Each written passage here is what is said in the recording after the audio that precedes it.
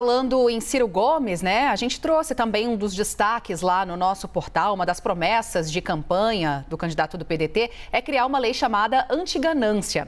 Agora a gente vem com uma análise sobre esse assunto para você. Essa lei antiganância proposta por Ciro serviria, por exemplo, para barrar juros abusivos em empréstimos a curto prazo.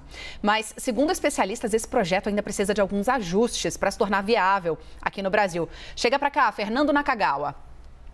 Bom dia, pessoal. Eu queria falar um pouco sobre essa proposta que chegou nesta semana pelo candidato Ciro Gomes, de uma lei antiganância. O nome é bom, a internet gostou dessa ideia e o candidato propõe um modelo parecido com o usado no Reino Unido, que limita a cobrança de juro em empréstimos de curto prazo, tipo crédito pessoal, cheque especial, aquele limite da conta, ou mesmo algumas das operações como crédito rotativo do cartão de crédito. Essa regra no Reino Unido, ela existe desde 2015 e lá não é possível cobrar mais do que 100% do valor do empréstimo. A regra é essa, ela termina aí.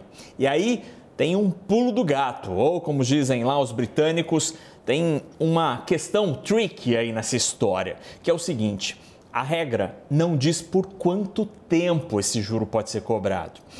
E isso faz toda a diferença. É como se a gente criar uma regra em que a gente obriga os açougues, por exemplo, a vender a picanha por R$50. Mas eu não digo quanto de picanha.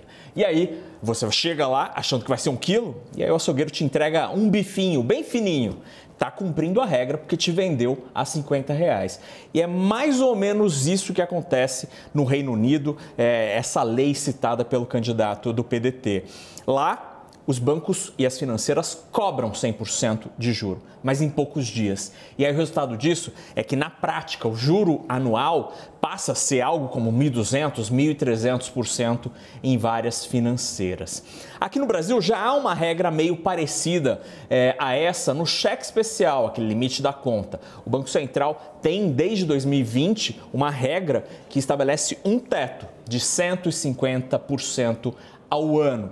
Essa regra, segundo o próprio BC, gerou um efeito positivo para nós consumidores de mais ou menos 10 bilhões de reais por ano. Isso é o quanto a gente deixou de pagar em juros por causa desse teto do juro, teto da cobrança nessa operação.